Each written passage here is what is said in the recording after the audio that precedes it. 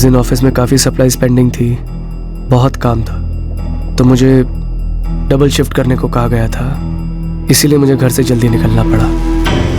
मैं सुबह 6:30 बजे नाश्ता कर रहा था, अंजलि बच्चों के लिए टिफ़िन तैयार कर रही थी। एग्जैक्ट टाइम तो याद नहीं, पर शायद 6:35 हुए होंगे जब मैं घर से निकला राजू और पूजा को लेकर उन्हें स्कूल बस तक छोड़ने के लिए। उनकी बस रोज़ की तरह 6:45 को आ गई। मैं वापस घर लौटा तो अंजलि दरवाजे पर ही मेरा टिफ़िन लेकर खड़ी थी। मैंने उससे टिफ़िन लिया, अपनी बाइक निकाली, उसे बाय बोला और ऑफिस के लिए निकल लिया। जब मैं जा रहा था तो मैं अंजलि को आखिरी बार जिंदा देख रहा था।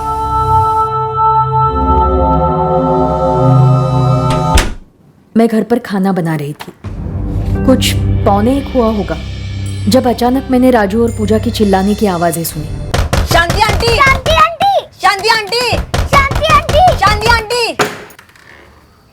राजू, पूजा, क्या हुआ? मम्मी जमीन पर पड़ी आंटी। बहुत खून भी निकल रहा है आंटी। मैं तुरंत उनके साथ उनके घर गई। दोनों बच्चे बुरी तरह से हिले हुए थे। बच्चों ने कहा काफी खून बह रहा था। मैं घबराते हुए घर में दाखिल हुई। अंजलि बेडरूम में पड़ी हुई थी, लग नहीं रहा था कि जिंदा है। दिख रहा था उस पे। देखो मैंने आज राजू भैया को फिर से हरा दिया रेस पे। Mummy, mummy, mummy.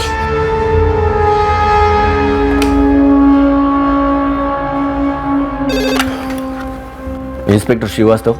इंस्पेक्टर, मैं संध्या सिंह बोल रही हूँ। जय हिंद मैडम। श्रीवास्तव, मैं पिछले 2-3 दिन से अंजलि मर्डर की स्टडी कर रही हूँ। जी मैडम, वो मेरा ही केस था 2 साल पहले। कल्प्रिट अभी तक पकड़े नहीं गए हैं। जी मैडम, वो केस अभी तक सॉल्व नहीं हुआ है। हमने 1 साल पहले फाइल दोबारा से खोली भी थी, लेकिन फिर वही डेड एंड। श्रीवास्तव, मुझे लगता है कि एक बहुत इंपॉर्टेंट एस्पेक्ट शायद इस केस में छूट गया है। बच्चों की स्टेटमेंट ली गई थी? जी बिल्कुल ली गई थी। उन्होंने ही तो सबसे पहले अंजलि राठौड़ की डेड बॉडी देखी थी, अपनी माँ की डेड बॉडी। दरवाजा पहले से ही खुला था दीदी। बेटा, जब तुम लोग स्कूल बस से उतरे तब कुछ चोरी हुआ देखा? जी नहीं, मैंने अंजलि की चिल्लाने की कोई आवाज नहीं सुनी। क्या आप सारी समय घर पर ही थी? जी हाँ। नहीं, मैं 1 सेकंड के लिए भी घर से बाहर नहीं गई थी और मैंने कोई चीख वीख भी नहीं सुनी। कुछ 20-1 हज़ार रुपये मैंने यहाँ रखे थे, वो नहीं है। ये मोबाइल अंजलि का है? जी। और कुछ गायब है? मंगलसूत्र, अंगूठी। अलावा पेट में 3 बार स्टैबिंग हुई है। स्टैबिंग किससे हुई होगी? किचन के चाकू से? चाकू था, बट फिलहाल ये कह नहीं सकते कि कौन सा था। पूरा घर तहस नहस कर रख दिया हमलावर ने, लेकिन घर में जबरदस्ती एंट्री नहीं थी। ड्राइंग रूम में सब कुछ बिखरा पड़ा था, लेकिन ऐसा कोई एविडेंस नहीं था कि अंजलि ने हमलावर को पानी या चाय ऑफर की थी। इसलिए थोड़ा डाउट है कि क्या खूनी पहचान वाला था या नहीं। तो फिर बॉडी बेडरूम में कैसे पाई गई थी? और अगर हमलावर अनजान था तो फिर अंजलि के दरवाजा खोलते ही उसे मार डालता, और अगर अजनबी था तो फिर अंदर लाने के बाद उसे बेडरूम में क्यों ले गई? अंजलि का फोन चेक किया सर, ऐसा कोई भी कॉल आया या गया नहीं जो हिंट देता हो कि सुबह कोई आने वाला था। बिना फोन किए आया होगा शायद, और ऐसा लगता नहीं कि कोई राह चलता क्रिमिनल था, घर में घुसा, लूटा, मर्डर किया और भाग निकला। जो भी आया होगा कुछ तो बातें हुई होंगी, जिसके बाद अंजलि बेडरूम में गई होगी और कल्प्रिट ने अटैक किया होगा। अंजलि की बॉडी बेडरूम के दरवाजे के पास पड़ी थी, जमीन पर। मतलब इस बात के पूरे चांसेस हैं कि अटैक बेडरूम में घुसते ही हुआ होगा। एक और बात है, बिस्तर पर कोई सिलवटें नहीं थी।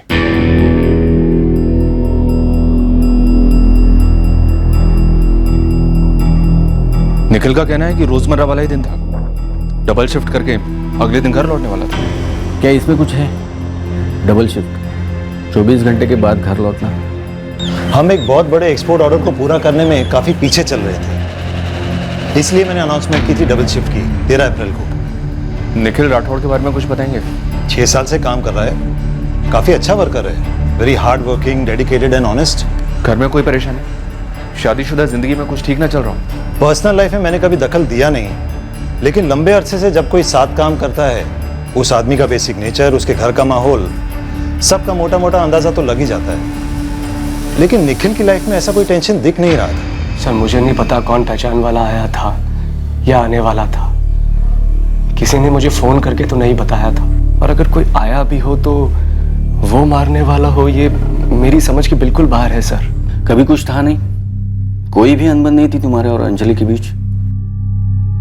ये कैसा सवाल पूछ रहे हैं आप, वो भी इस वक्त? अंजलि का मर्डर हुआ है महेंद्र जी। पत्नी थी वो निखिल की। कोई भी अनबन नहीं थी सर, खुश थे हम। भैया की लव मैरिज थी सर। अंजलि के पेरेंट्स कहाँ हैं? बस कल तक आ जाएंगे, वो लखनऊ के रहने वाले हैं। तो निखिल, अंजलि यहाँ थी या तुम लखनऊ में? मिले कैसे? लखनऊ में, मेरे कॉलेज में मेरी जूनियर थी वो। कोई एक कारण होना होता तो क्या होता इस मर्डर का? सर अगर मुझे पता होता तो क्या अब तक चुप रहता? उस घर से कभी बर्तन गिरने की आवाज नहीं आई, ना ही अंजलि कभी बच्चों पर चिल्लाती थी।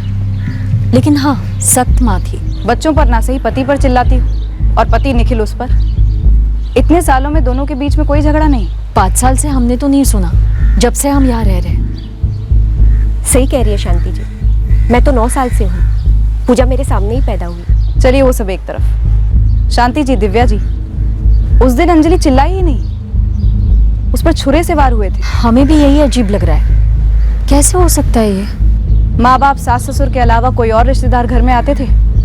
निखिल का कोई यार दोस्त या अंजलि का कोई दोस्त? ऐसे जासूसों की तरह कौन नजर रखता है मैडम? मैंने तो बस दोनों के माँ बाप और भाइयों को आते देखा है। अंजलि के 2 भाई है, दोनों उससे छोटे हैं।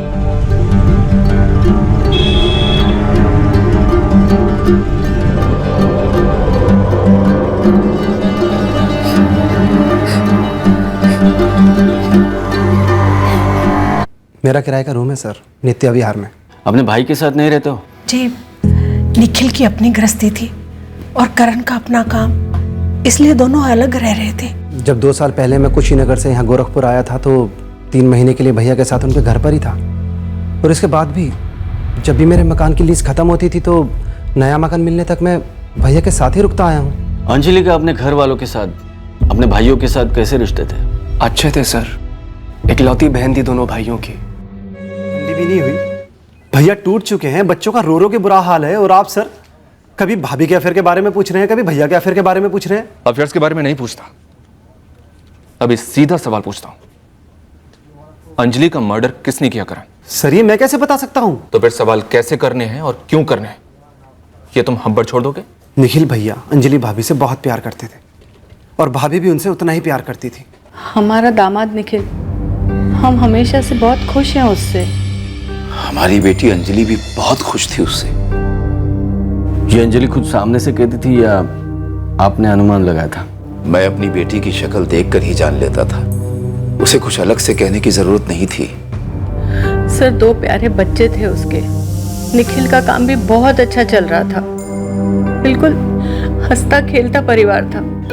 पूरे 13 साल हो गए थे दीदी की शादी को, लेकिन मैंने कभी दीदी की आंखें नम नहीं देखी, कभी चेहरा लटका तक नहीं देखा उनका। और जो सवाल आप हमसे पूछ रहे हैं उसका जवाब ना है। हमें निखिल जीजा जी पर कोई शक नहीं है। कुल मिलाकर 1.25 लाख की वैल्यू की चोरी हुई है विशाल और कृष्णा, और तुम्हारी दीदी को बेडरूम में मारा।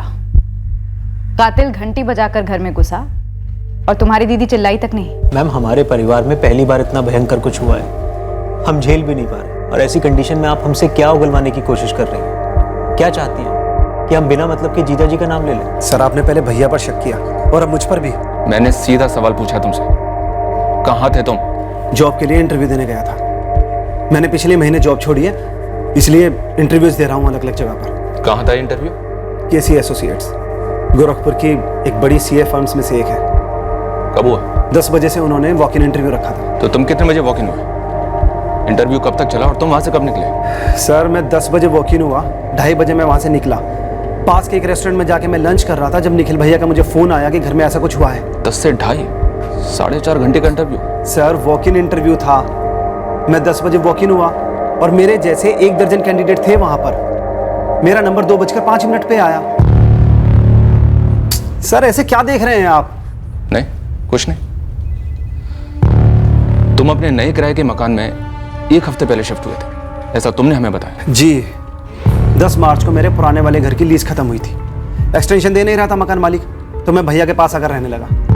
और जैसे ही मुझे मेरा नया घर मिल गया तो 7 अप्रैल को मैं अपने नए घर में शिफ्ट हो गया। महेंद्र और योगिता निखिल के असली माँ बाप नहीं है? महेंद्र ने गोद लिया है निखिल को। इसमें इतनी चौंकने वाली क्या बात है? निखिल ने हमें ये बात बताई ही नहीं। उसने कहा वो उसके माँ बाप है तो इसका मतलब करण उसका सगा भाई नहीं है। जब मैंने ही अपने आप को कभी सौतेला नहीं माना तो आपको क्यों बोलता? ये बात हमें पहले क्यों नहीं बताई? सर आप इस सब में क्या ढूंढ रहे हैं? तुम्हारे बीवी के हत्यारे को, उस छुपे कारण को ढूंढ रहे हैं जिसकी वजह से यह मर्डर हुआ। और कोई बात जो हमसे छुपाई जाती है हम उस पर शक करते ही करते हैं निखिल। पत्नी मरी है मेरी सर, मेरे बच्चों ने अपनी मां खोई है। हमें सिर्फ उस कातिल के पकड़े जाने से मतलब है, और आप हैं कि अपने बेमतलब के सवालों से हमारा दर्द और बढ़ाते जा रहे हैं। कुछ समझते हैं आप? इस दर्द से गुजर रहे हैं हम इस वक्त। पिछले 4 दिनों में निखिल हमने इलाके के 23 छटे हुए हिस्ट्री शीटर्स को तोड़ा है, और इस वक्त और 4 से सख्त पूछताछ हो रही है। और हमारा शक और भी बढ़ते जा रहा है कि यह मर्डर किसी हिस्ट्री शीटर ने नहीं किया है। हत्यारा घर का है निखिल, और तुम हमें घर में झांकने ही नहीं दे रहे हो। कह रहे हो ना तुम्हारा अफेयर है ना अंजलि का था। क्योंकि नहीं था। हमारा अफेयर एक दूसरे के साथ था, गहरा प्यार था। फिर कौन? ये कौन जो है, ये कोई ऐसा है जिसे अंजलि ने घर में आने दिया, पर उस पर अंजलि को रत्ती भर का भी शक नहीं था कि वो उस पर जानलेवा हमला करेगा। भरोसा था उस पर जो उसने तोड़ा। यस सर, 14 अप्रैल को हमने वॉक इन इंटरव्यूज रखे थे, सुबह 10 से शाम 4:30 तक। ये देखिए मिस्टर करण राठौड़, 14 अप्रैल इनका इंटरव्यू टाइम 2:05 को आया और 2:30 को यहाँ से निकले। करण कब आया था यहाँ? सुबह 10 बजे? यस सर, साइनिंग है।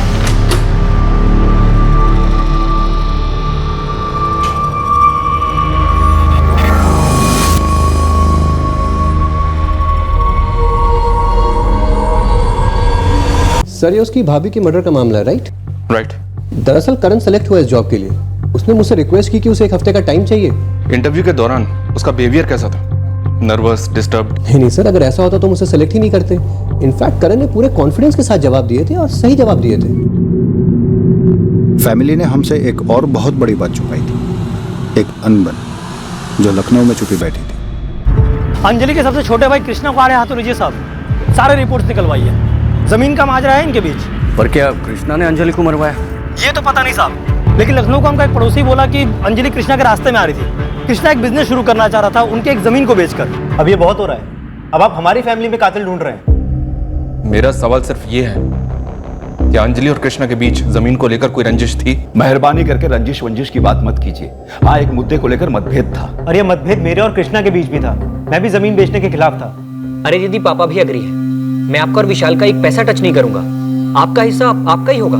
कृष्णा, तुम समझ नहीं रहे हो मेरी बात। मुझे शक नहीं है कि तुम हमारा हिस्सा हमें नहीं दोगे। मेरी आपत्ति सिर्फ जमीन अभी बेचने से। वही तो मैं भी कह रहा हूँ। और 1 साल में हमारी जमीन की कीमत क्या हो जाएगी? पर मेरे बिजनेस का मौका तो अभी है ना।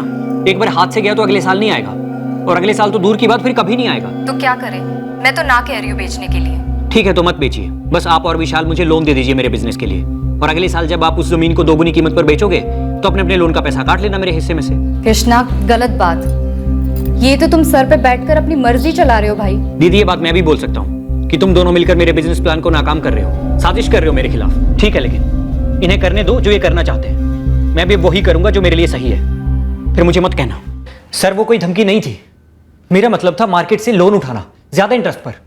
लेकिन मैं कोई मर्डर वर्डर की नहीं सोच रहा था। ये तो तुम अब कह रहे हो, जबकि तुम्हारी दीदी का मर्डर हो चुका है। सर मेरी अपनी दीदी थी, अपनी दीदी। उनको मारने से पहले मैं खुद मर जाता। Please sir, please. ये कोई इनसाइड जॉब नहीं है जैसा कि आप सोच रहे हैं। मैं जानता हूं कि आप लोगों को फ्रस्ट्रेशन के कातिल नहीं मिल पा रहा, मगर इसका मतलब ये तो नहीं होगा ना कि उसकी फ्रस्ट्रेशन आप मेरे फैमिली मेंबर्स पे निकालेंगे। कृष्णा थोड़ा गर्म दिमाग का है, लेकिन मैं अपने भाई को बहुत अच्छी तरह जानता हूं सर। मुझसे ज्यादा लाड तो अंजलि ने किया है कृष्णा को, सबसे छोटा जो है। और सर आपको यह भी बता दूं कि मेरी दीदी खुद मेरे लिए लोन का इंतजाम कर रही थी। और वैसे भी विशाल भी तो जमीन बेचने के खिलाफ था ना, तो इसका मतलब अगला नंबर उसका होता। ऐसा होना भी कोई नई बात नहीं है। सर आप कातिल ढूंढ रहे हैं या बकरा? निखिल राठौड़, अंजलि राठौड़, करण राठौड़, विशाल सिंह और कृष्णा सिंह, इन सभी के कॉल रिकॉर्ड स्कैन किए। कोई भी कॉल नहीं है इनके कॉल रिकॉर्ड्स में जिस पर शक किया जा सके। और दोनों परिवारों में से भी कोई किसी पर शक नहीं कर रहा है। क्या हम लोग इनसाइड जॉब पर कुछ ज्यादा ही फोकस कर रहे हैं? हो सकता है ये कोई रैंडम क्रिमिनल था। तो फिर उसके भी कोई सुराग होने चाहिए। हमने कितने हिस्ट्री शीटर्स को तोड़ा है, पूरे यूपी के जोरियों को खंगाला, मगर हाथ कुछ नहीं लगा। और ये अगर राह चलता क्रिमिनल होता शायद गोरखपुर के बाहर का, तो फिर वो यही हाउसिंग कॉलोनी की इसी एक घर की डोरबेल क्यों बजाता?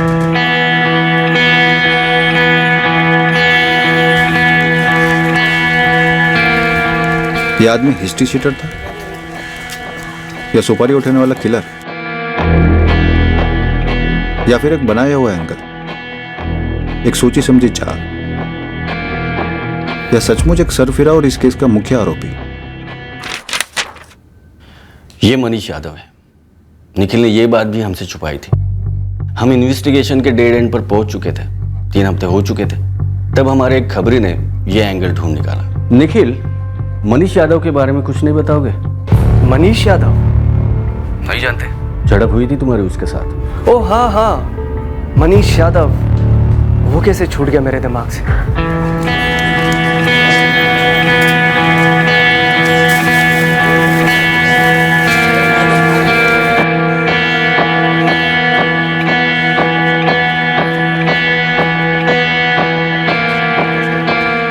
उठा ली?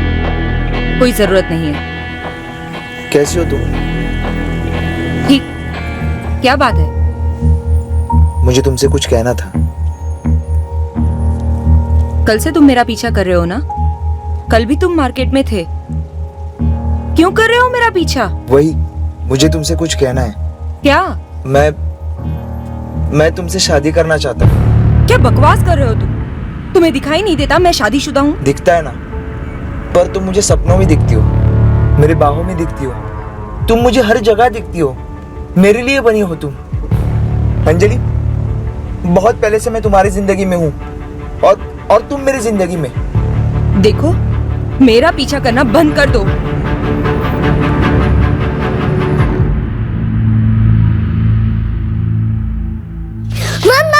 मम्मा देखो मैंने ड्राइंग बनाई, कैसी है? मम्मा मेरे लिए नूडल्स लाए। मम्मा नूडल्स। अंजलि मुझे उस मनीष यादव के बारे में बताने में झिझक रही थी। मुझे उससे वो बात निकलवानी पड़ी थी। क्या हुआ निखिल? कल क्या है पूजा की क्लास में? क्या है?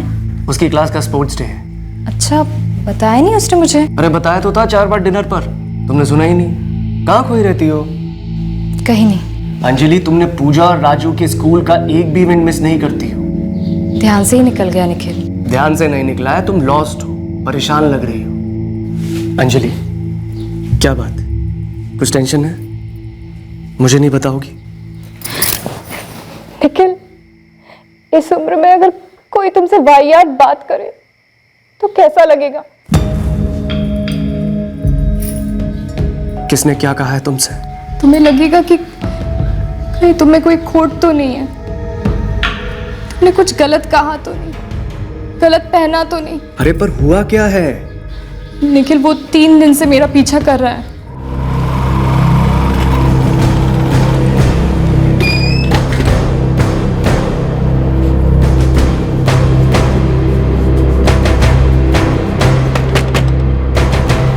मनीष यादव यहीं रहता है? आप बुलाओ उसे। अरे पीछा करेगा? अरे पहले बताओ मुझे क्या हुआ, नहीं तो पुलिस को फोन कर दूंगा। फोन कर पुलिस को। जिंदगी भर के लिए जेल में होना चाहिए। अंजलि जिंदगी भर मेरे दिल में रहने वाली है। अंजलि मेरी पत्नी है और ये आदमी उसके पीछे पड़ा है। मनीष, क्या कह रहा है ये? यार अंजलि मुझे बहुत पसंद है। तू पागल हो गया है क्या? शादी कोई पत्थर की लकीर नहीं है, साली जेल है जेल, जिसमें लोग कैद हो जाते हैं, जैसे कि मेरी अंजलि। चल, बकवास कर रहा। अरे जब तक इंसान को उसका सही पार्टनर नहीं मिल पाता ना, तब तक वो शादी के गलत बंधन में घुट घुट कर मर जाता है। यह आदमी पागल है। अभी फोन करता हूँ पुलिस को। एक चांस दो भैया, प्लीज एक चांस। मैं इसे समझाता हूँ, प्लीज। मैं आपके आगे हाथ जोड़ता हूँ, आप पुलिस को मत बुलाइए। अगर अगली बार मेरी बीवी के आसपास भी दिखा ना तो पुलिस को नहीं बुलाऊंगा, खुद मार डालूंगा इसे। पर सर ये तो 2 महीने पुरानी बात है, उसके बाद से तो कभी कुछ नहीं हुआ। हुआ नहीं या अंजलि ने तुमसे कुछ कहा नहीं? सर अगर कुछ हुआ होता तो वो मुझे जरूर बताती। काश तुमने भी हमसे शुरुआत में ही कहा होता। मनीष को भाग जाने का इतना वक्त नहीं मिलता। मनीष यादव की बात छुपाई गई थी या ये बात छूट गई थी, इस बारे में भी हमें डाउट था। मनीष को हमने पटना में ढूंढ निकाला, यहाँ कुछ अलग ही कहानी। मनीष यादव 14 अप्रैल को अंजलि का मर्डर करके 16 तारीख को गोरखपुर से हवा हो गया। सर जब अंजलि रही नहीं तो मैं वहां रहकर क्या करता सर? छीन लिया अंजलि को मुझसे। उस निखिल राठौड़ ने। ए साइको लवर, यहाँ मैं अपने पे उतरा ना तो खोल के रख दूंगा तुझे। सर उससे अच्छा मुझे मार ही दो ना। जिसके प्यार का मर्डर हो गया वो जीकर भी क्या करेगा सर। अगर सच्चे आशिकी पर उसके माशूका का मर्डर का इल्जाम लगे तो वो जीते जी मर जाएगा ना सर। हमारा मिलना लिखित था, सब लिखित था, जैसे लिखा था वैसे ही हुआ सर। भैया वो 4 पैकेट्स वेफर्स के दे दीजिए। सॉरी बहन जी, वो आखिरी के 4 पैकेट बचे हुए थे, किसी और ने ले लिए। बस 10 मिनट में मंगा के देता हूँ। नहीं भैया, उतना टाइम नहीं है मेरे पास, किसी और दुकान में भी नहीं मिल रहा है, आप रहने दीजिए। मैम ये मैंने खरीदी है, लेकिन आप लीजिए, मैं बाद में खरीद लूँगा। सच में? जी लीजिए। Thank you so much. दरअसल ये मेरे बच्चों के लिए है, उनको क्लास से पिक करना है ना, लेट हो रही हूँ। लिखित था, सब ऊपर से लिखित था, हम इस तरह मिलेंगे। उसकी वो स्माइल, उसकी वो खुशी, पहले मुलाकात के बाद नियति ने हमारी दूसरी मुलाकात भी करवा दी, वो भी तुरंत। ऑटो रिक्शा का इंतजार कर रही थी। अरे क्या हुआ, ऑटो नहीं मिल रही है क्या? जी आपने कहा था आपके बच्चों को क्लास से पिकअप करना है। जी लेट हो रही हूँ मैं। कोई बात नहीं, मैं छोड़ देता हूँ। अरे नहीं, आप इस तरफ जा रहे हैं, बच्चों की क्लास उस तरफ है। नहीं मैम, मुझे लेट नहीं हो रहा है, आप बैठिए ना, मैं छोड़ देता हूँ।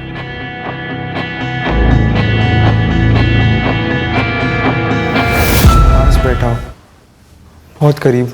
हाँ हुआ ना, अभी अभी हुआ, जब तू हाथ लगा और मर्डर केस क्लोज करने का टाइम आ गया। साले साइको, फिर तूने उसका घर पता किया, रोज टॉक करता रहा, प्रपोज किया उसको, ये जानते हुए भी कि वो शादीशुदा है। सर मैंने उसके पति को भी कहा, आपको भी कहता हूं, जब तक जिसको अपना तय हुआ जीवन साथी नहीं मिलता तब तक वो गलत बंधन में बंधा रहता है। क्यों मारा? मैंने उसे नहीं मारा सर, मैंने जब अखबार में पढ़ा तो मैं तुरंत जान गया। नियति ने अंजलि को भी एहसास दिलाया कि वो सिर्फ मेरी है, और ये बात वो उस निखिल राठौड़ को बर्दाश्त नहीं हुई। सर उसने खून कर दिया उसका, मेरी जिंदगी छीन ली। सर वो खूनी है, 2 खून किए उसने, एक मेरे अंजलि का और एक मेरा। हमने मनीष से सख्त तरीकों से पूछताछ की, लेकिन वो साइको है, मना करता रहा। हमने उसके फोन लोकेशंस भी मैच किए, लेकिन अंजलि के घर के आसपास कहीं नहीं था वो। और ऑब्वियसली अंजलि तो उससे नफरत करती थी, तो वो मनीष के लिए दरवाजा क्यों खोलती और क्यों उसे अंदर आने देती? एग्जैक्टली। फिर पिछले साल, मतलब अंजलि के मर्डर के 1 साल बाद, हमने एक गैंग को पकड़ा था जो घरों में घुसकर गहने वगैरह चुराते थे। इस दौरान मर्डर्स भी किए थे उन्होंने, छुरे से, उन्हें भी खंगाला, लेकिन अंजलि मर्डर केस से लिंक नहीं कर पाए। पति निखिल राठौड़? निखिल हमारा सस्पेक्ट तो था उस वक्त, अब भी मुझे उस पर डाउट है, लेकिन उसके अगेंस्ट में कुछ नहीं मिला कभी। मैं निखिल के कॉल रिकॉर्ड्स देख रही थी। पड़ोसिन शांति ने दोपहर 12:55 पर निखिल को कॉल किया था अंजलि के मर्डर की इंफॉर्मेशन देने के लिए, और एफआईआर कॉपी के हिसाब से 1:15 के आसपास निखिल अपनी फैक्ट्री से घर पहुंचा, मतलब 20 मिनट। लेकिन 14 अप्रैल की सुबह वो घर से फैक्ट्री के लिए निकलता है लगभग 6:45 बजे, और बाइक से फैक्ट्री पहुंचता है 7:30 बजे। 45 मिनट, आते वक्त 20 मिनट, जाते वक्त 45 मिनट। ऐसा क्यों? सुबह सुबह जाते समय मुझे 45 मिनट इसलिए लग गए थे क्योंकि मेरी बाइक खराब हो गई थी। फिर मैं मैकेनिक के पास पहुंचा तो उसने मुझे बोला थोड़ा समय लगेगा।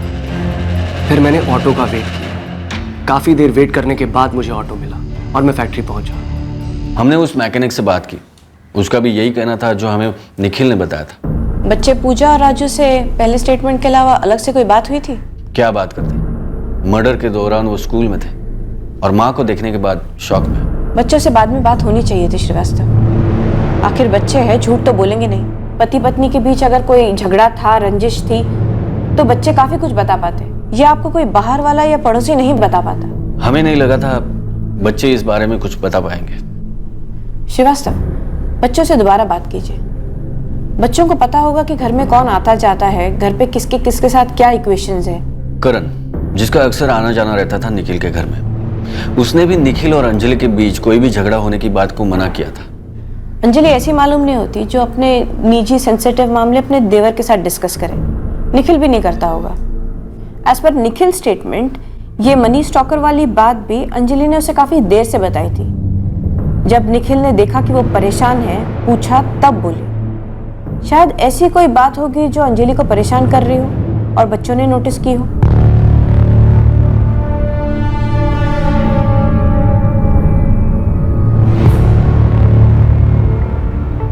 ये 2 साल राजू और पूजा के लिए बड़े मुश्किल निकले हैं। मैंने एक भी बार उनकी माँ के बारे में उनसे बात नहीं की है। मैं नहीं चाहता कि राजू और पूजा फिर से वो दिन याद करें। उन्होंने अपनी माँ को खून से लथपथ देखा था। बहुत गहरा सदमा लगा था उन्हें।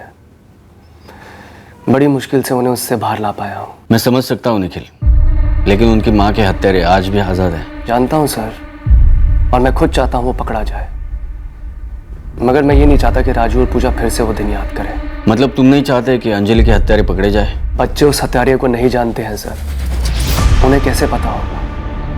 और अगर पता होता तो आपको पहले नहीं बता देते। निखिल, वो शायद अब कुछ बोले, उस वक्त काफ़ी सदमे में थे। हमने भी उनसे कुछ बात नहीं की थी।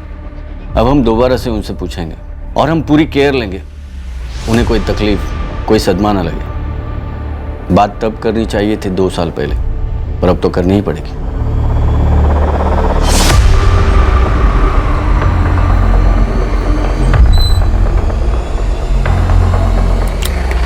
हमने ये प्रयोग बड़ी सावधानी से किया। हमारी टीम मेंबर तृप्ति पूजा और राजू की दोस्त बन गई।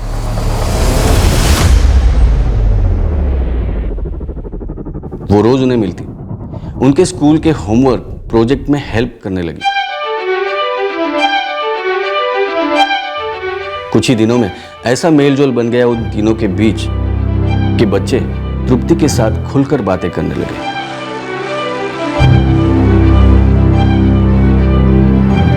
उस पर भरोसा करने लगे और अपने दिल की बातें भी बताने लगे। राजू अपनी क्लास में किसी लड़की को लाइक करता है, उसकी बर्थडे पर उसे केक देना चाहता है। अब मैं कोशिश में हूँ कि मैं किस तरह उसकी मदद करूँ। तृप्ति, अब मुद्दे पर आने का वक्त आ गया है। तृप्ति, मुश्किल तो होगा, पर क्या करें, करना तो पड़ेगा, और जल्दी। हमें पता करना होगा कि क्या वो ऐसा कुछ जानते हैं जो हमें हत्यारे तक पहुंचा सके। जी सर। तुमने निखिल में कोई बात नोटिस की? कोई हड़बड़ाहट, डर, कुछ भी? एक्चुअली नहीं सर। अगली मीटिंग में पूछ लो बच्चों से कि क्या उनके माँ बाप के बीच में कोई टेंशन थी। हमें नहीं पता था कि मर्डर के 2 साल बाद हम ये जो कोशिश कर रहे थे, इसका कोई ठोस फायदा होने वाला था या नहीं।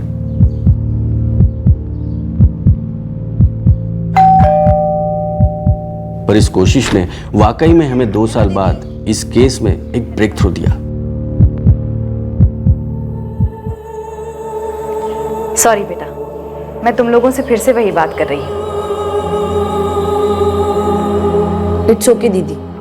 एक्चुअली मैंने मम्मी पापा को कभी झगड़ते नहीं देखा। तुम्हारे पापा भी यही कहते हैं। बहुत प्यार था ना दोनों के बीच।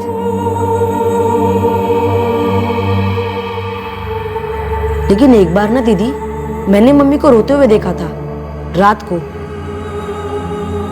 पूजा और मैं सो रहे थे जब मैंने जोर से दरवाजा बंद करने की आवाज सुनी। मम्मी पापा के रूम का दरवाजा था वो।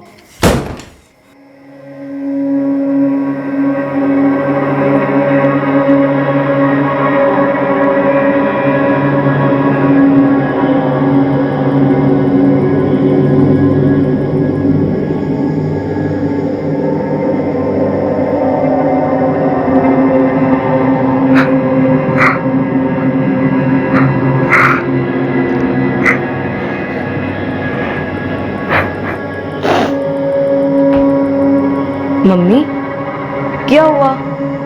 आपने दरवाजा इतनी जोर से क्यों बंद किया? कुछ नहीं बेटा, वो हवा से बंद हो गया होगा। तू जा, सो जा। आप रो क्यों रहे हो? कुछ नहीं बेटा, वो मुझे पापा की याद आ रही थी ना, इसीलिए आंसू आ गए। तुम जाओ, सो जाओ। तुम्हें लगा मम्मी झूठ बोल रही थी? याद करके बता सकते हो बेटा, ये कब की बात है? मम्मी की डेथ के कुछ दिन पहले, 5-6 दिन पहले, मे भी 7 दिन पहले।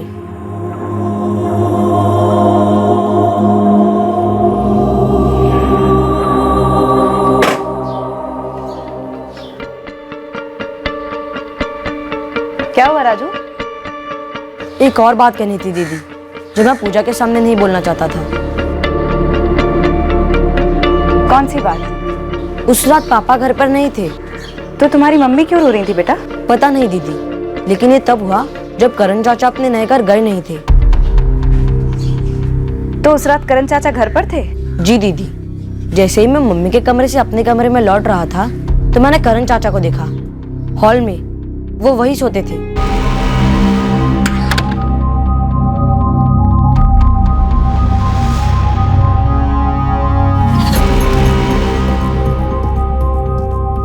और दूसरी सुबह तुम्हारे करण चाचा अपने नए घर चले गए थे? जी, लेकिन मुझे नहीं पता उस रात क्या हुआ था दीदी।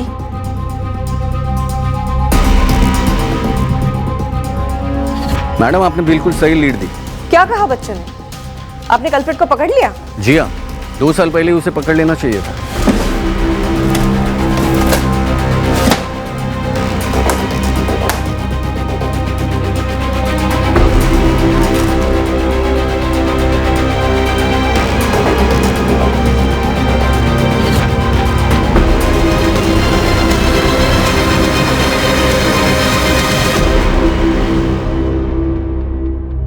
सर, करण को उस दिन घर जाने के लिए मैंने ही कहा था।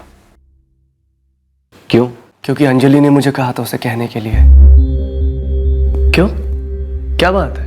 वहाँ करण ने पैसे भी भर रखे हैं, जाया जा रहे हैं। तुरंत पोजीशन लेनी चाहिए। आज ही लेने कहूँ? अरे पर आज ही क्यों? उसका अपना फ्लैट है, आराम से वहाँ सोए। यहाँ हमारे घर में ड्राइंग रूम में उसे सोना पड़ता है। आप बोलिए ना उसे, आज ही के आज शिफ्ट हो जाए। सर, मुझे लगा कि एक और मेंबर होने की वजह से शायद घर में खर्चा बढ़ रहा था, काम बढ़ रहा था, इसलिए अंजलि मुझे जोर दे रही थी। और मैं घर में कोई बखेड़ा खड़ा करना नहीं चाहता था, इसलिए मैंने करण को बोला तुम शिफ्ट हो जाओ। और सर, अब ये क्या बोल रहे हैं? करण मेरे सगे भाई से बढ़कर है। अंजलि उसकी भाभी थी, उसका इतना लाड प्यार करती थी वो। गलत है सर ये? नहीं निखिल, करण के घर की तलाशी में हमें अंजलि के गहने मिले हैं। करण ने ही अंजलि का मर्डर किया है।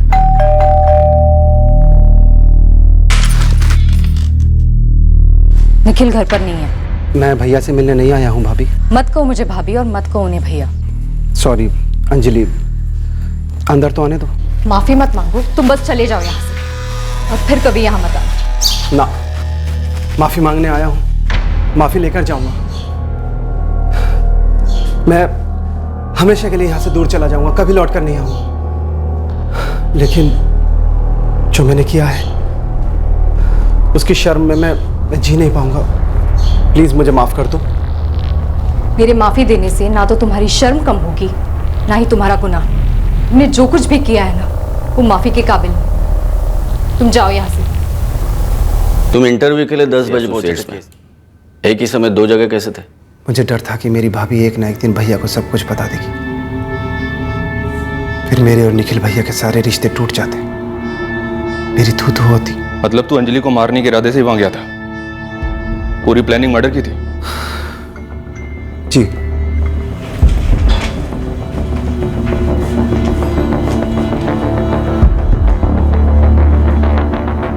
मैंने एक्स्ट्रा कपड़े और छुरा अपने साथ ले लिया था।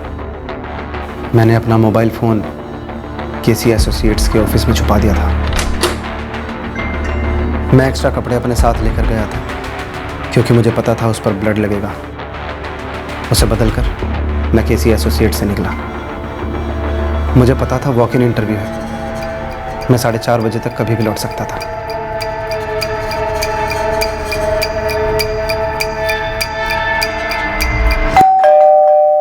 अपनी भाभी की तरफ तुम्हारा गलत इरादा। इंटरव्यू दिया, जॉब मिल भी गई। इतना शांत दिमाग, कैसे आदमी हो तुम?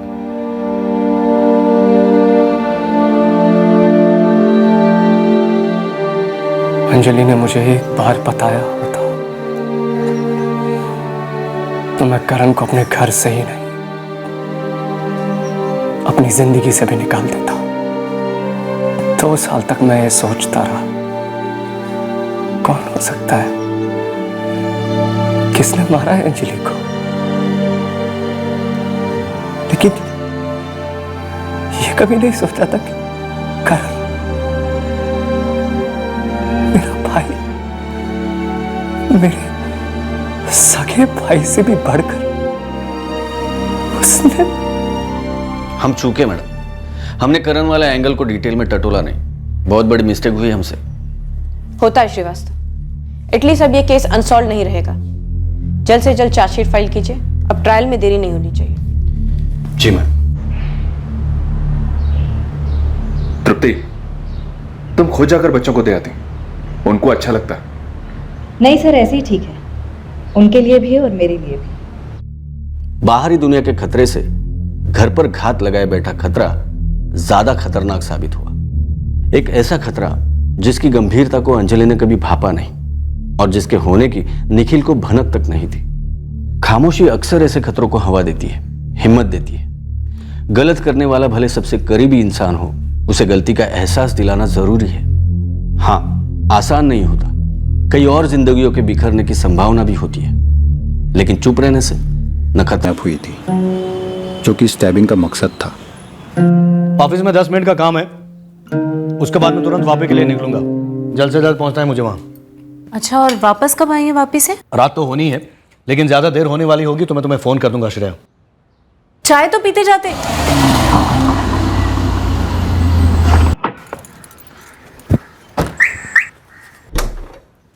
अजय, अजय आया सर। जय श्री कृष्ण शरद भाई। हाँ, जय श्री कृष्ण। अच्छा सुन, मैं आज वापिस जा रहा हूँ। हाँ, रात तक लौटूंगा। वो प्रदीप भाई को फोन करके पूछ लेना उनको, अगर कोई घर देखना हो तो। ठीक है। और अगर वो हाँ कहें तो 2-3 घर दिखा देना। ठीक है शरद भाई। लेकिन आज वो रजिस्ट्रेशन ऑफिस पर भी जाना है, वो चंद्रकांत भाई के लिए। हाँ, वो रजिस्ट्रेशन का काम भी कर देना। जी। और देख, तू सारे काम अप टू डेट किया कर, मुझे कोई भी पेंडिंग काम पसंद नहीं है, समझा?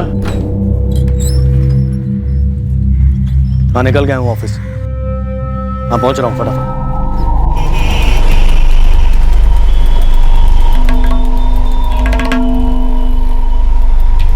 मम्मी, टहलने जा रहा हूँ, आधे घंटे में लौटूंगा।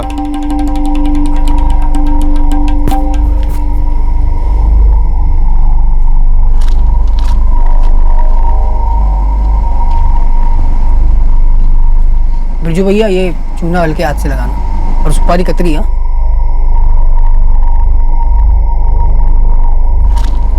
राजेश पान खाएगा? ना पंकज, तू खा ले, मैं ठीक हूँ। कैसे गुजरा था राजेश? सर, मैं भी वही दुकान पे पान खा रहा था सर। कुछ 10:35 बजे मैं घर पे लौट रहा था और तभी मैंने ये हादसा होते देखा। तुमने बाइक वाले को देखा पंकज? मतलब उसका चेहरा? नहीं सर, नहीं देख पाया सर। उसका चेहरा कपड़े से ढका हुआ था, पीले रंग के कपड़े से सर। और मैंने देखा कि राजेश उसे बेनकाब करने की पूरी कोशिश कर रहा था सर। बाइक का नंबर? नहीं देख पाया सर। पंकज, कुछ भी याद हो, एक आध लेटर? नहीं सर, मैं नहीं देख पाया सर। सर, मैं पूरा हिल गया था सर, इतना खून बह रहा था कि कुछ सूझबूझ ही नहीं रहा। ना ना, आप पेशेंट से नहीं बात कर सकती हैं। कुछ ज्यादा सीरियस है क्या डॉक्टर? जबरदस्त ब्लड लॉस हुआ है, उसके सारे इंटरनल ऑर्गन्स डैमेज हो चुके हैं। उसके बचने के चांसेस कितने हैं, सर्वाइवल रेट क्या है, ये सब इस वक्त हम कुछ नहीं बता सकते। किसी से मिलने जा रहे हैं, ऐसा तो कुछ कहा नहीं था राजेश भैया ने। आदत है राजेश की, रात के खाने के बाद आधा घंटा टहलने जाता है वो। राजेश को तो मैं सालों से जानता हूँ सर। हाँ सर, यही अम्बे नगर में रहता है सालों से फैमिली के साथ सर। तो फिर उसकी ऐसी लड़ाई किसके साथ हो सकती है जो उसे चाकू ही मार दिया? मुझे नहीं पता सर। सर, ये तो आपको राजेश खुद बता पाएगा या फिर उसके घर वाले। हेलो, हाँ कहाँ हो अभी, कब तक आओगे? अरे यार, हरीश भाई की गाड़ी पंक्चर हो गई है, हाईवे पे जो ढाबा है वहां पे हम लोग खाना खा रहे हैं। घर आते आते सुबह हो जाएगी।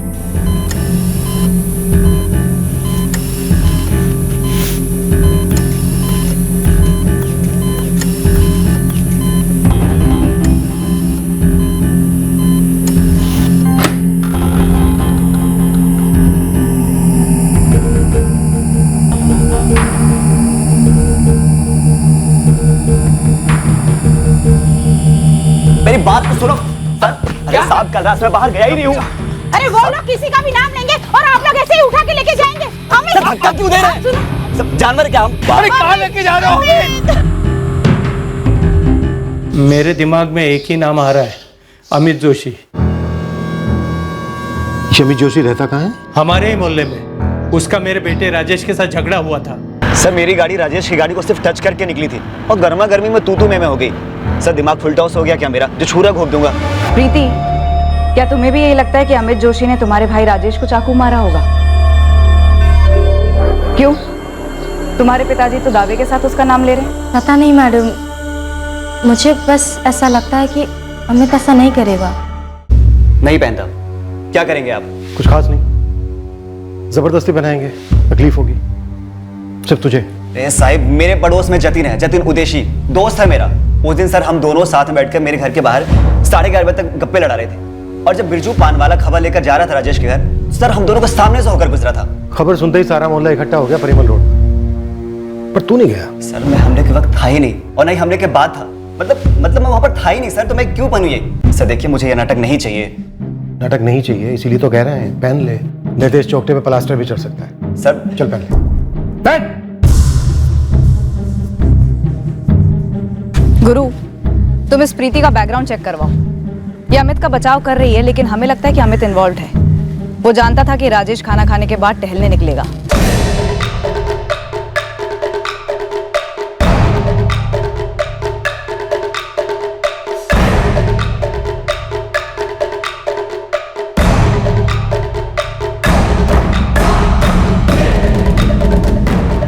ये वो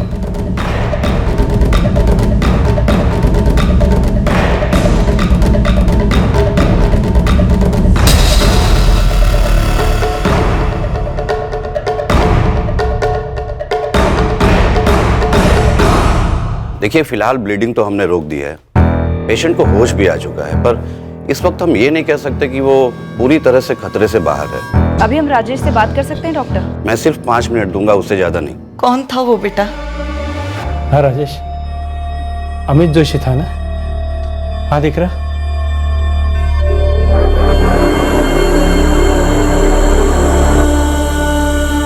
ना सर, मुझे नहीं लगता कि ये वो है। पक्का? अब बस भी करो ना साहब, वो ना कह रहा है और आप अब भी उसे हाँ बुलवा रहे हैं। सर, राजेश को होश आ गया है, बात करेगा। फैमिली वाले कह रहे हैं कि वो हमलावर को पहचानता है। मूव। अब मैं जा सकता हूँ? अभी नहीं भाई, उस राजेश को नाम तो लेने दे।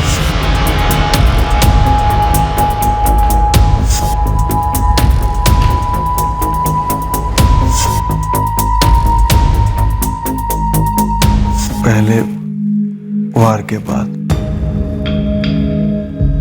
मैंने वो कपड़ा खींचा था। दोबारा मारने से पहले मैंने उसे देखा। कौन था वो राजेश? उसने मुझे जान से मारने की धमकी दी थी पहले। मैंने हल्के में लिया था। वो था कौन राजेश? कोई मोहल्ले का? पैसे, मेरे पैसे थे उसके पास।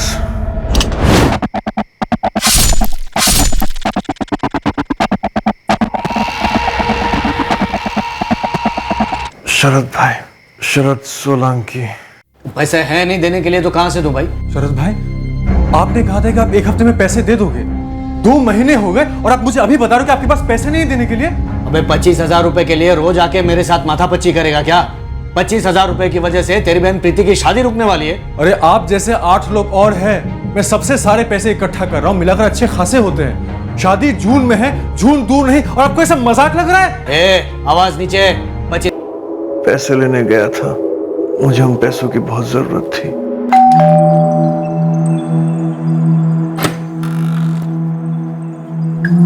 जी शरद सोलंकी, वो सो रहे हैं, क्या बात है?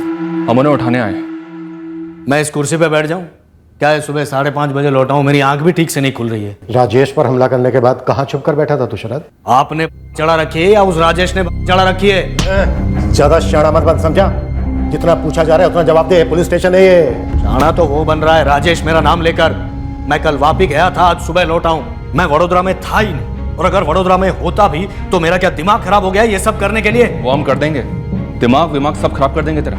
फटाफट बोल, बाइक किसकी थी, चाकू कहां पर है, और वो पीला कपड़ा कहां पर है जिससे थोबड़ा ढका था तूने तेरा? आप लोग मुझ पर इल्जाम डालकर किसी और का नाम ढकने की कोशिश तो नहीं कर रहे हैं? राजेश की हालत क्रिटिकल है, समझा? क्रिटिकल हो या पॉलिटिकल हो, मुझे उससे क्या लेना देना। नहीं, मैं मानता हूँ मुझे उसे 25,000 रुपए देने थे, लेकिन जब मैंने उसे दिए तो उसने कहा कि मुझे अभी नहीं चाहिए, आप शेयर बाजार में इन्वेस्ट कर दो, तो मैंने कर दिए। अब शेयर के प्राइसेस 25,000 से गिरकर 3,000 पे आ गए, तो उसमें मैं क्या करूं? ये सब बताया उसने आपको?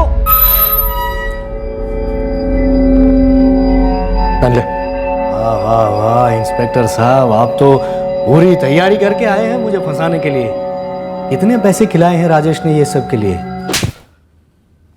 इतने खुले हाथ से थप्पड़ मत मारिए इंस्पेक्टर साहब, मैं कोई हवा का झोंका नहीं हूं, कमांडर खड़ा कर सकता हूं। पहन ले चुपचाप, सवाल ही नहीं उठता। और मुझ पर दोबारा हाथ उठाने के बजाय आप फोन उठाओ और नंबर घुमाओ मेरे पार्टनर हरीश वाघेला का और मेरे फाइनेंसर बचूभाई शाह का। वो भी गवाही देंगे कि मैं वापी में था कल। मैं और हरीश पिछले 6 महीने से वापी में ब्रांच खोलने की कोशिश कर रहे हैं। सुबह 5:30 बजे बेचारे थके हारे घर पर आए और आप लोग चोरों चक्कों की तरह उठा कर ले गए। समझ क्या रखा आप लोगों ने हमें? 10 मिनट में समझ गए थे हम आपके पति को कि वो क्या है और क्या नहीं। घर खाली कराने के लिए किस तरह धमकी देते हैं, क्या दादागिरी करते हैं, ये सारी हिस्ट्री आ चुकी है हमारे पास। काम है वो उनका, रियल एस्टेट में है वो। अरे लोग इतनी आसानी से पैसे नहीं देते, कभी कभी तो घर खाली नहीं करते। ये भी तो काम है, पैसे लेकर वापस न देना, धमकी देना, फिर अटैक करना। और इस बार तो उसने खुद ने पैसे हड़पे राजेश ठक्कर, शेयर मार्केट में इन्वेस्टमेंट के नाम पे। सर इसलिए नहीं कि शरद मेरा दोस्त है और मेरा पार्टनर है, बल्कि इसलिए कि ये सच है कि कल हम दोनों साथ में ही थे वापी में जब ये हमला हुआ। मेरी गाड़ी में थे, हम दोनों आज सुबह ही लौटे। सब कुछ पहले से प्लान था ना? वापी जाएंगे, सबको बोल कर जाएंगे कि रात को लौटेंगे, फिर गाड़ी पंचर होती है, फिर सुबह लौटने का ड्रामा। तुम्हारी गाड़ी में क्यों गए? गाड़ी तो शरद सोलंकी के पास भी है ना? मैं मेरी गाड़ी लेकर गया था, इसलिए मेरी गाड़ी में हम दोनों साथ में गए। ऐसा कोई प्लानिंग नहीं था। सर आप क्या मुझे क्रिमिनल समझ रहे हैं क्या?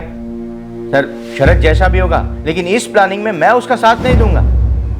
अरे हाँ साहब, आप बच्चू भाई को पूछिए ना, वापी में वो भी उधर ही थे। मेरे को काय को इस जमेले में घसीट रहे हो साहब? मैं वडोदरा नहीं आने वाला कोई बयान देने। हाँ अरे धंधे का टाइम है साहब, और एकदम साफ सुथरे धंधों से मालिक। झगड़ो मारामारी खून खराब यहाँ होता ही नहीं, क्योंकि मैं करता ही नहीं ना। समझा बच्चू भाई, लेकिन स्टेटमेंट तो देना ही पड़ेगा। शरद आप ही का नाम दे रहा है, वो कह रहा है कि कल रात तक वो आपके साथ था वहां वापी में। हाँ तो था ना, वो और हरीश दोनों आए थे यहाँ पर, लेकिन मैं ये राजेश को नहीं जानता। उनका आपस में क्या झगड़ा है, क्या लफड़ा है, मुझे नहीं मालूम। मैं आपसे अब भी कह रहा हूं, मैंने कुछ नहीं किया। शरद इस कमरे में सबसे ज्यादा बोला गया झूठ यही है कि मैंने कुछ नहीं किया।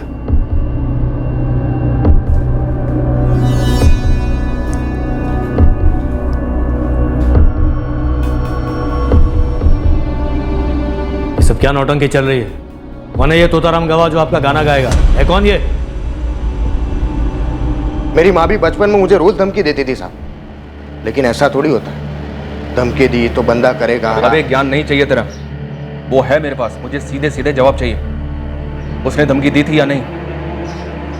दी थी। और ये वापस जाने वाला बहाना, ये प्लान था क्या? मुझे किसी भी प्लान वान के बारे में कुछ नहीं पता है। शरद भाई ने बोला कि वो वापस जा रहे हैं, तो बस मेरे लिए उतना ही मतलब बनता है साहब।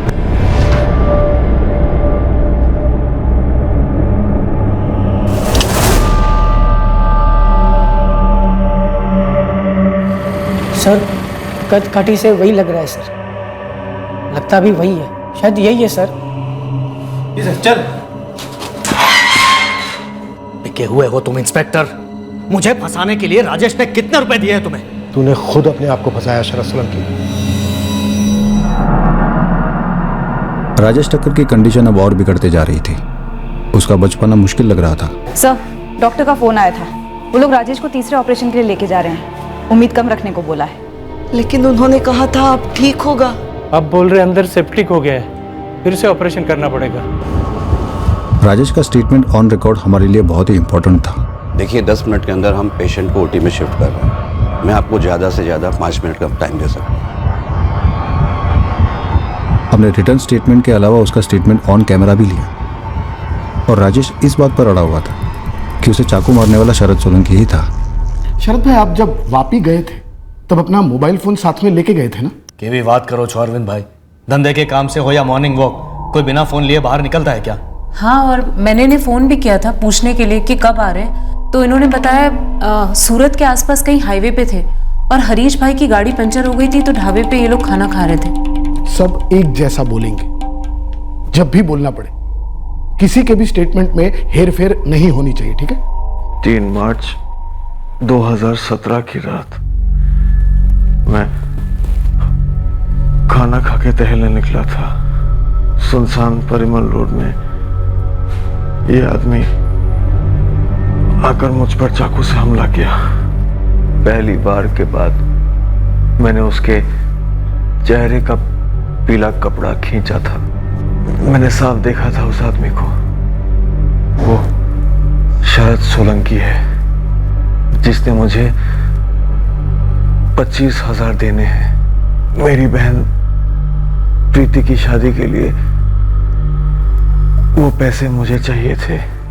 राजेश टक्कर ने ऑपरेशन टेबल पर दम तोड़ दिया। उसका स्टेटमेंट अब उसका डाइंग डिक्लेरेशन था।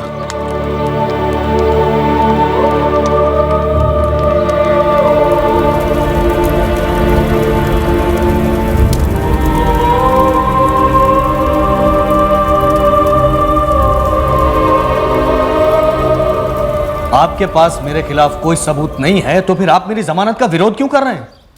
ये केस अब अटेम्प्ट टू मर्डर से मर्डर में तब्दील हो गया। पर शरद सोलंकी अपने बयान पर अड़ा हुआ था कि उसने राजेश टक्कर को नहीं मारा। मुझे फंसाया जा रहा है।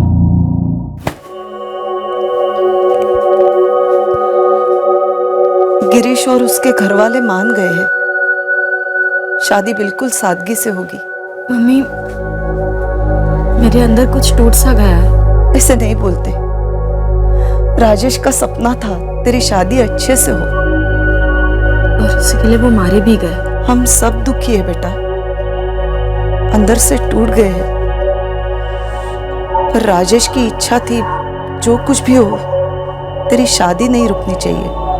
मैंने थोड़े पैसे जयस के पास रखे हैं। उसने वादा किया है कि वो 1 हफ्ते में लौटा देगा। जो भी हो पप्पा, प्रीति की शादी नहीं रुकनी चाहिए। काका ये 75,000 राजेश ने मुझे 60 दिए थे, 15 ब्याज के। काका मैं इस समय बोलने का मतलब तो नहीं है, लेकिन बोलना चाहता हूँ मैं। ये राजेश को शरद भाई से पंगा नहीं लेना चाहिए था। उसे पैसों की जरूरत थी तो मुझे बोलता, मैं लौटा देता ये वाले। बेटा जयेश, शायद राजेश को ये पता नहीं था कि 25,000 रुपए के लिए वो जानवर शरद सोलंकी उसकी जान ले लेगी। डिक्री, तेरे पप्पा जून की तारीख नहीं बदलेंगे। राजेश ने तय की थी, शादी उसी दिन होगी।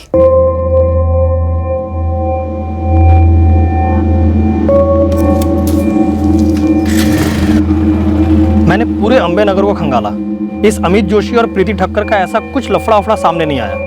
इस प्रीति की तो अरेंज मैरिज हो रही है किसी गिरीश व्यास के साथ। तो फिर इतने संगीन मामले में अमित की तरफदारी क्यों कर रही होगी? बचपन से देखा होगा, कोई लफड़ा उफड़ा नहीं है, बस एक समझ होगी कि ये बंदा नहीं करेगा। और ऊपर से पूरा मोहल्ला कह रहा है कि हमले वाली रात अमित घर पर ही था। शरद सोलंकी पे कुछ ऐसा कुछ भी हाथ नहीं लगा मैडम, लेकिन हर एक आदमी यही बात कह रहा है कि 1 नंबर का चंट और चालाक आदमी है। और मुझे भी लगता है कि पूरी साजिश इसी ने रची है। ये खुद राजेश भी यही कह गया। बाकी सबके भी स्टेटमेंट ले लो और चार्जशीट फाइल करो। हमने कोर्ट में चार्जशीट फाइल कर दी और अब इस केस में ट्रायल के लिए वेट कर रहे थे। सर 4 महीने हो चुके हैं मेरे क्लाइंट शरद सोलंकी को न्यायिक हिरासत में। उनकी जमानत की अर्जी बार बार नकारी जा रही है और हमें यहाँ एक बहुत बड़ा झटका मिलने वाला था। पुलिस ने इस केस में बारीकी से इन्वेस्टिगेशन की ही नहीं है, बस इसे ओपन और शट केस करार देकर मेरे क्लाइंट पर एक के बाद एक झूठे इल्जाम थोपे हैं और चार्जशीट फाइल की है। विक्टिम का डाइंग डिक्लेरेशन है हमारे पास, राइटिंग में भी और वीडियो में भी। कातिल को आइडेंटिफाई भी किया गया है और उसका नाम भी लिया गया है।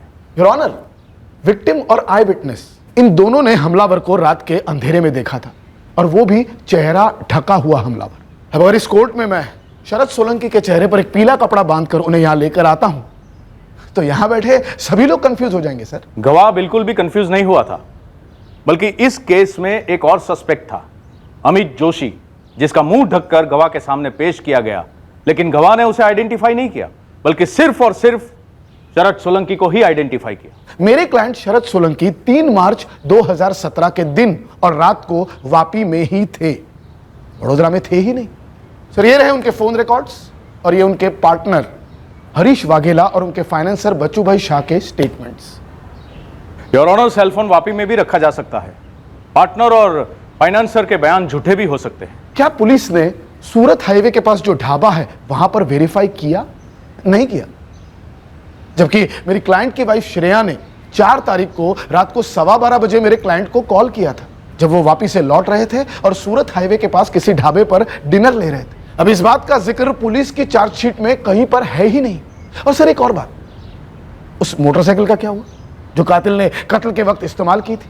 क्योंकि मेरे क्लाइंट को तो मोटरसाइकिल चलानी आती ही नहीं है, उनके पास 2 व्हीलर का लाइसेंस तक नहीं है। Approach sir.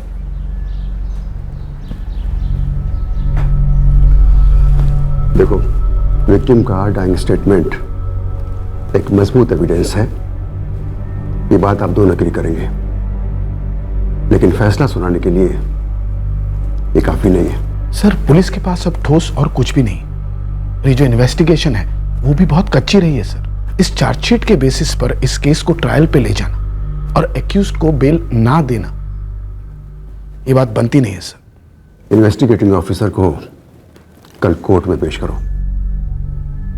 आज के जमाने में फोन रिकॉर्ड्स को सबसे ठोस सबूत माना जाता है, यह साबित करने के लिए कि कोई व्यक्ति किसी लोकेशन पर मौजूद था या नहीं। आपने एक्यूज्ड की फोन लोकेशंस और एक्यूज्ड और उसकी पत्नी के बीच हुई बातचीत को फोन रिकॉर्ड्स के थ्रू वेरीफाई नहीं किया। क्यों? क्योंकि सर हमें मजबूत अंदेशा हो रहा था कि एक्यूज्ड का वापी में होना, सूरत हाईवे पर होना, ये एक साजिश थी, प्लान था। फिर भी तहकीकात की कड़ियां जोड़ने के लिए आपको अपने हर अंदेशे को सबूत के साथ पेश करना था। सर विक्टिम ने मरने से पहले एक्यूज्ड का नाम और कत्ल का मकसद दोनों साफ साफ बता दिया था। वो सब हम जानते हैं इंस्पेक्टर, लेकिन पीड़ित के बयान के अलावा इस केस से जुड़े हुए हर पहलू को वेरीफाई किया जाता है कि नहीं, ये पुलिस का रेगुलर प्रोसीजर है या नहीं है सर। ये कोर्ट इस केस को फिर से इन्वेस्टिगेट करने का ऑर्डर देती है। 3 हफ्ते के बाद हम इस केस को फिर से सुनेंगे। तब तक एक्यूज्ड, मैं संदिग्ध कहना चाहूंगा, संदिग्ध मौका वारदात पर मौजूद था, इस बात का ठोस सबूत आप पेश करेंगे इंस्पेक्टर। तब तक के लिए अदालत शरद सोलंकी को जमानत देती है।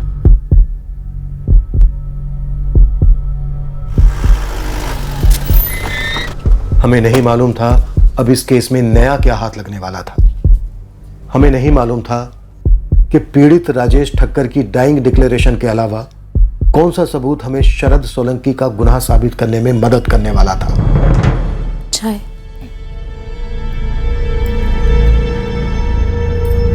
अविनाश भाई कह रहे हैं कि चिंता मत करो, लेकिन कैसे चिंता ना करो बताइए आप। ये कि आपको कहीं ढाबे का नया नाम तो नहीं सूझ रहा है? मैंने आपको जो भी बताया उसमें झूठ का एक कतरा भी शामिल नहीं है। मेरी शरद के साथ सिर्फ और सिर्फ धंधे में भागीदारी थी, उसकी निजी जिंदगी के बारे में मैं कुछ नहीं जानता हूँ। शरद रात को 12:45 पर सूरत हाईवे पर हरीश वाघेला के साथ जहां तुमने डिनर किया था, उस ढाबे का नाम क्या था? जय माता दी ढाबा।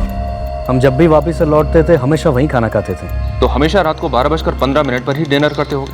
आपने दिल से ठान ली है कि मुझे गुनहगार साबित करना ही है, लेकिन उससे पहले आप एक बार जय माता दी ढाबा जाइए, उससे लगकर जो गराज है वहां भी इंक्वायरी कीजिए। हरीश भाई की गाड़ी का पंक्चर हमने वहीं बनवाया था। सर शरद सोलंकी के फोन की लोकेशन 3 मार्च की रात 12:15 बजे सूरत हाईवे पर ही है। अगर ये सब कुछ प्लान्ड है तो फोन लोकेशन तो वो होना ही था। श्रेया सोलंकी के फोन की लोकेशन घर पर ही है, यहीं वडोदरा में। जी सर। फोन की लोकेशन X है तो जरूरी नहीं है कि फोन का मालिक भी वही हो।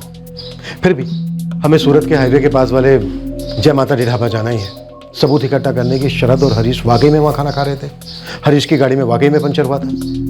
अब की बार कोर्ट में डाउट की कोई गुंजाइश नहीं होनी चाहिए।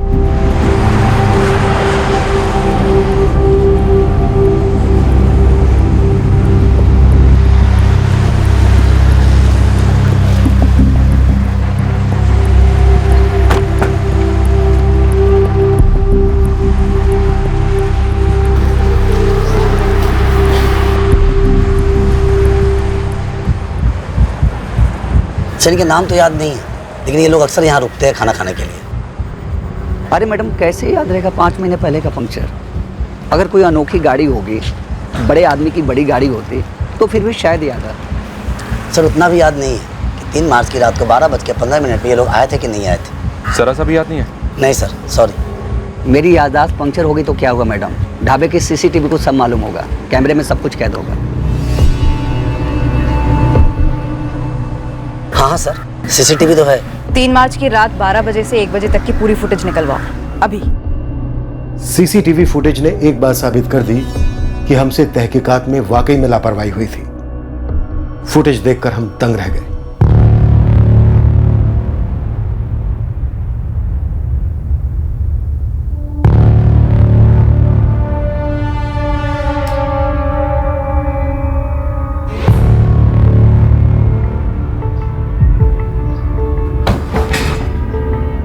सर, वडोदरा से सूरत हाईवे के पास वाले ढाबा तकरीबन 140 किलोमीटर दूर है।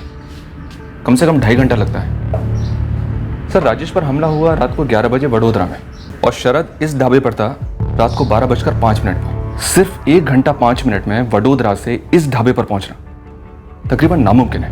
सर, फुटेज में रात 12:15 बजे शरद फोन पर बात करता हुआ नजर आ रहा है। उसकी वाइफ का फोन था।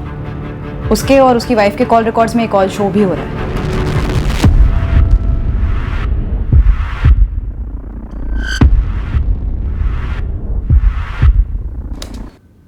तो फिर मरते मरते राजेश ठक्कर ने शरद सोलंकी का नाम क्यों लिया? झूठ बोला उसने शरद को फंसाने के लिए।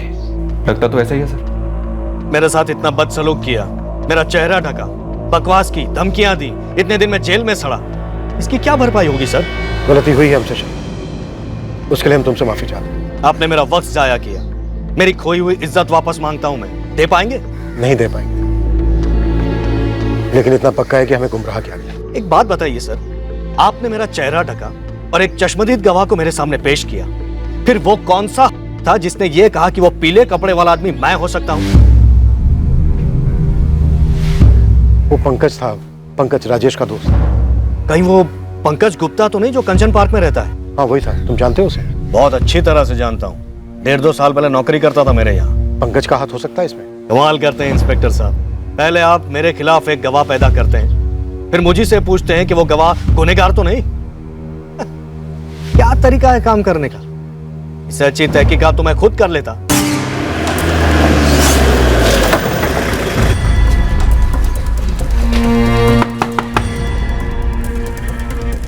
पंकज गुप्ता को बुलाओ। वो कौन है? और तू कौन है? सर, मेरा नाम नितिन कुमार है और मैं यहाँ 3 महीने से किराए पे रह रहा हूँ। अपने मकान मालिक का फोन नंबर दे जल्दी। તમે જો ફોન નંબરનો સંપર્ક સાધવા માંગો છો તે મોબાઈલ સ્વિચ ઓફ છે। सर, पंकज गुप्ता का फोन स्विच ऑफ आ रहा है। तुरंत फोन रिकॉर्ड लिख लो। इस केस में हमसे बहुत बड़ी गलतियां हुई हैं, एक के बाद एक। अगर ये केस ढंग से हल नहीं हुआ तो हमारी काबिलियत पर हमेशा के लिए सवालिया निशान लग जाएगा। इस पंकज गुप्ता को कैसे भी हो घसीट कर हमें हिरासत में लाना। लगभग 3 साल तक मेरे यहाँ किराएदार था, अभी भी 3 महीने पहले यानी मई महीने में ही चला गया। लेकिन एग्रीमेंट पर तो घर का एड्रेस सिर्फ दिल्ली लिखा है। हाँ, वो गलती हो गई, पूरा पता लिखना चाहिए था।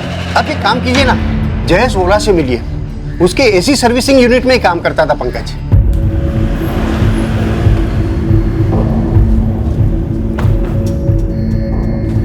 जयेश्वर तुम ही हो? हाँ जी साहब। क्या हुआ साहब? ये पंकज गुप्ता ने नौकरी छोड़ दी क्या? साहब वो तो मई महीने में अपने घर चला गया था। दिल्ली? हाँ जी दिल्ली। दिल्ली का एड्रेस है? नहीं साहब। क्या हुआ साहब? राजेश ठक्कर को जानते हो तुम? वही राजेश ने जिसका मर्डर शरद सोलंकी ने किया है ना। झोल है कुछ, और ये हमें पंकज से जानना है कि झोल क्या है। पंकज को मैं पिछले 1.5 साल से जानता हूँ, जब से उसने शरद भाई की नौकरी छोड़ी थी और मेरे पास काम मांगने आया था। इससे ज्यादा मैं उसके बारे में कुछ जानता नहीं साहब। ऐसा भी क्या हुआ था? राजेश का तो समझ में आता है, लेकिन पंकज आपको इसमें क्यों फंसाना चाहता था?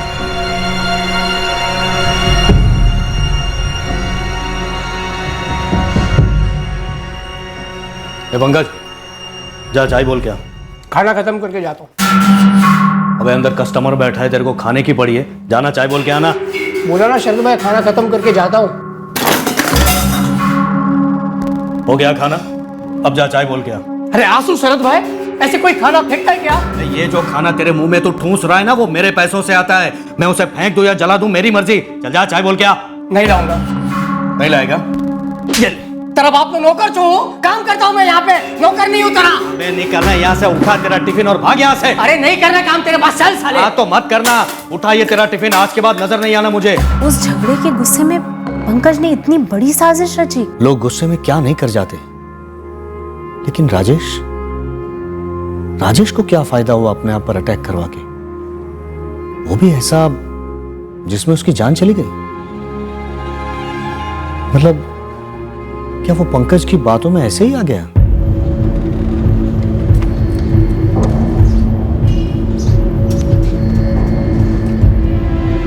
सर इस बार वाकई में हम लोग बहुत बुरी तरह चूके हैं। ये पंकज के फोन रिकॉर्ड्स हैं सर, पूरा कच्चा चिट्ठा इसमें है, पूरा खेल उसी ने रचा था सर। क्या खेल? सर हमने राजेश पे अटैक की टाइमिंग 11 बजे की पकड़ी थी, क्योंकि पंकज ने 11:03 पे कंट्रोल रूम में फोन किया था। आगे?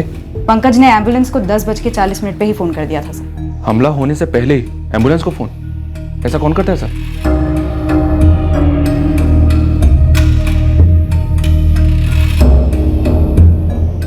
हेलो, यहाँ परिमल रोड पे अम्बेनगर के पास एक एम्बुलेंस भेजिए। एक आदमी पर चाकू से हमला हुआ है, बहुत खून बह रहा है, जल्दी भेजिए। तो पीले गमछे वाला बाइक पर आया हुआ हमलावर मनगढ़ंत हो सकता है। लेकिन सर राजेश इस प्लानिंग में शामिल क्यों होगा? वो खुद के कत्ल का झूठ क्यों बोलेगा? शायद राजेश और पंकज के बीच में कोई साठगांठ हो, इस शरद सोलंकी को फंसाने के लिए। मतलब सिर्फ शरद को फंसाने के लिए राजेश ने खुद पर ऐसा हमला करवाया? राजेश ने झूठा बयान दिया? जी, शरद सोलंकी उस रात उस वक्त वडोदरा में था ही नहीं। पर क्यों? प्रीति, कविता जी, राजेश ने अपनी जान गंवाई, झूठा बयान दिया। क्या पंकज के साथ उसकी कोई साठगांठ थी? कैसी साठगांठ? मैडम मेरे भाई की जान गई है। ये तो पंकज गुप्ता ही बता सकता है, लेकिन राजेश के मरने के बाद से वो फरार है। हमें पता चला है कि वो दिल्ली का रहने वाला है। क्या आप लोग जानते हैं कि वो दिल्ली में कहाँ रहता है?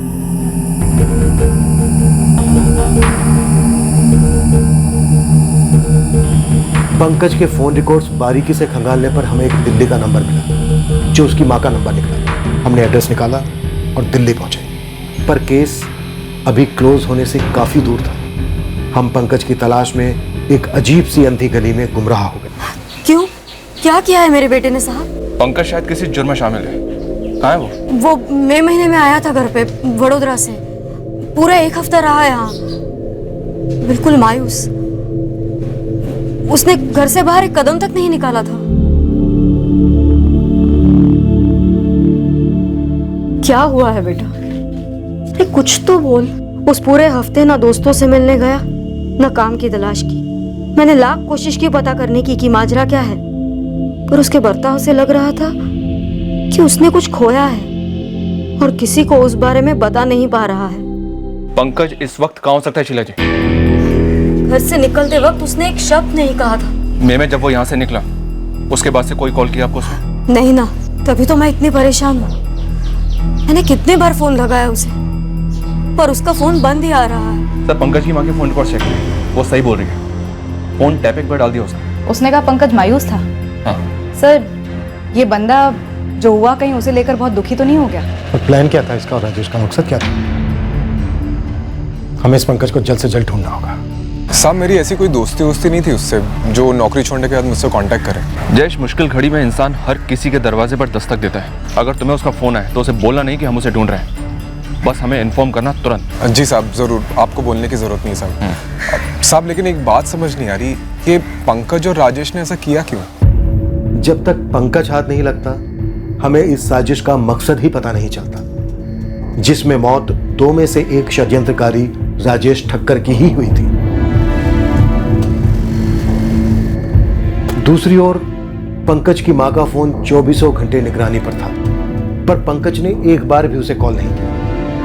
हमारी दिल्ली की टीम ने पंकज को खोजने में कोई कसर नहीं छोड़ी, पर कोई भी लीड हाथ नहीं लगी।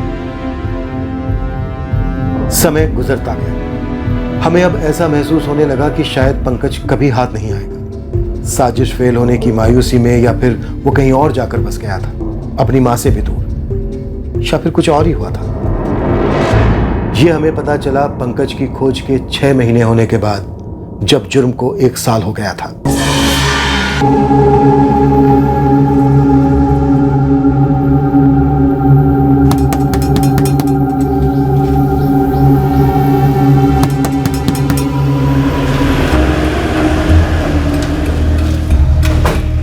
नहीं साहब, पंकज ने फोन किया ही नहीं साहब, और मुझे नहीं लगता कि आगे भी फोन करेगा वो। बिल्कुल सही करे तू जयेश, पंकज आगे तुझे कॉल करेगा भी नहीं, जरूरत ही नहीं पड़ेगी उसे, क्योंकि तुम दोनों जेल में साथ में रहोगे, बातें तो आमने सामने ही हो जाएंगी।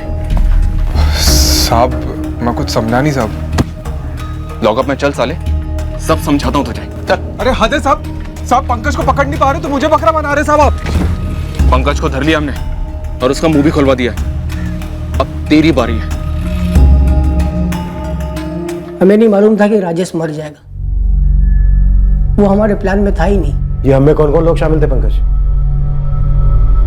मैं और वो जयेश वोरा। क्या?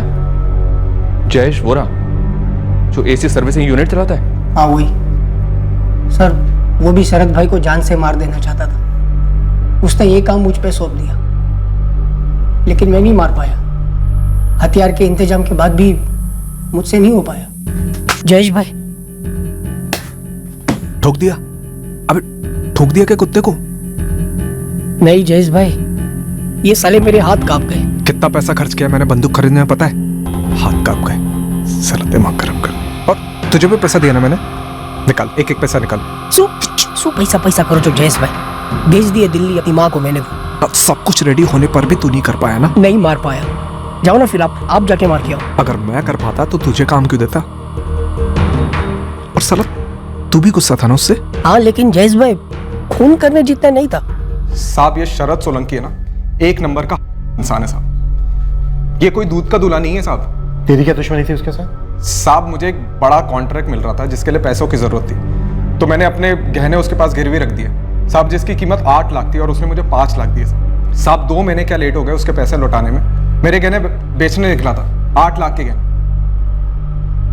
साहब। जैसे तैसे हाथ पैर मार के मैंने उसके पैसे लौटा भी दिए, तब भी मेरे गहने वापस नहीं कर रहा था।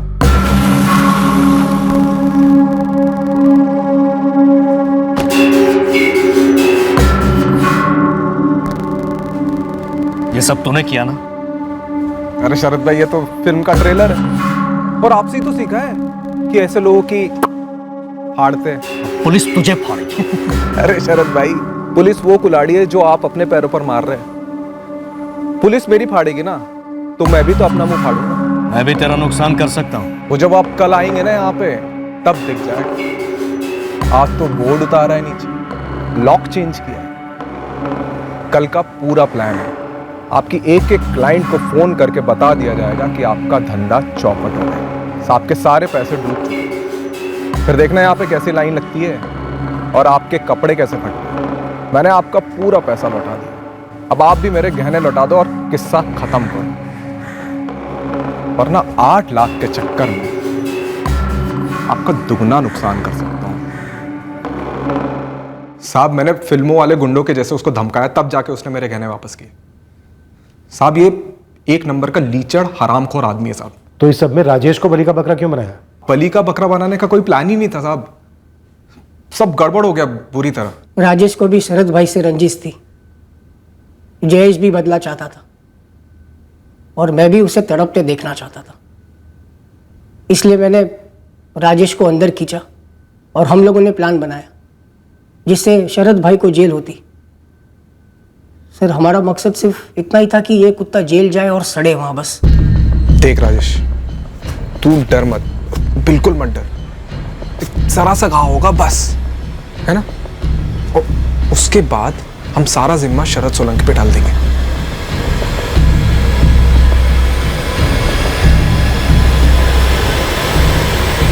मैं तैयार हूं, लेकिन मुझे 50,000 चाहिए। प्रीति की शादी के लिए जितना इकट्ठा हो सका मैंने किया, बस 50,000 और हो जाए तब मम्मी पापा दोनों चैन से जिएंगे। लेकिन साला ये शरद पहले से मेरे 25,000 खा बैठा है। हाँ तो तभी तो बोल रहे हैं, हम तीनों मिलकर उसको सबक सिखाएंगे ना। और देख 50,000 मैं तुझे दूंगा, ठीक है? बस एक बार ये शरद सोलंकी को हथकड़ी लग जाए बस। टहलने जा रहा हूं, आधे घंटे में लौटूंगा। पूरी प्लानिंग 3 मार्च की रात के लिए की गई। राजेश रोज की तरह खाना खाने के बाद टहलने निकला, पर इस बार साजिश के तहत वो पान की दुकान के सामने से गुजरा जब पंकज भी वहीं था, ताकि बिरजू गवाह बन सके और पुलिस को एक रोजमर्रा की रात की कहानी बताए, जो दरअसल एक क्रिमिनल षड्यंत्र था शरद सोलंकी को फंसाने का। हाँ पंकज, शुरू हो जा, चल निकालना छुरा। देख पंकज, संभल गया, ऊपर से बिल्कुल हल्के से। हाँ हाँ हाँ, रुक मत ना, छुरा चला, एम्बुलेंस आने के पहले खत्म करना चाहिए। पंकज सही किया, अभी जैसा प्लान किया ना वैसा वैसा करेंगे, ठीक है? बचाओ, बचाओ। राजेश मर जाएगा कभी ये सोचा ही नहीं था सर। हाँ साहब, वो ये भी नहीं सोचा था कि उसी रात शरद वडोदरा में नहीं होगा। पता होता तो किसी और दिन प्लान करते। शायद करते साहब, लेकिन एक बात बोलूं, मैंने अपना वादा निभाया। ये राजेश के घर वालों को मैंने 50,000 रुपए दिए। दरअसल उससे ज्यादा ही दिए साहब, 75,000 दिए। दिल क्या पाप, झाड़ दिया पल्ला। इतना भद्दा और बेवकूफी भरा प्लान बनाया, और इतना खतरनाक भी।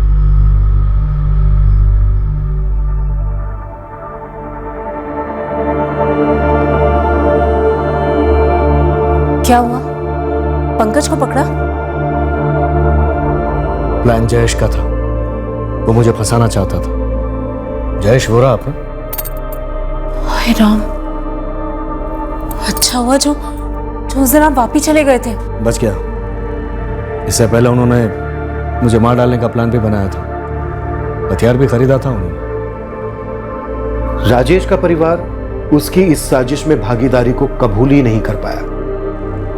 वो भी उसने ये सब कुछ प्रीति की शादी के लिए पैसे जुटाने के लिए किया। एक भयंकर साजिश में शामिल हुआ जिसने उसी की जान ले ली। और लंबे अरसे तक हम भी इस केस में गुमराह होते रहे, क्योंकि हमारी इन्वेस्टिगेशन में वाकई में कुछ गंभीर खामियां रही।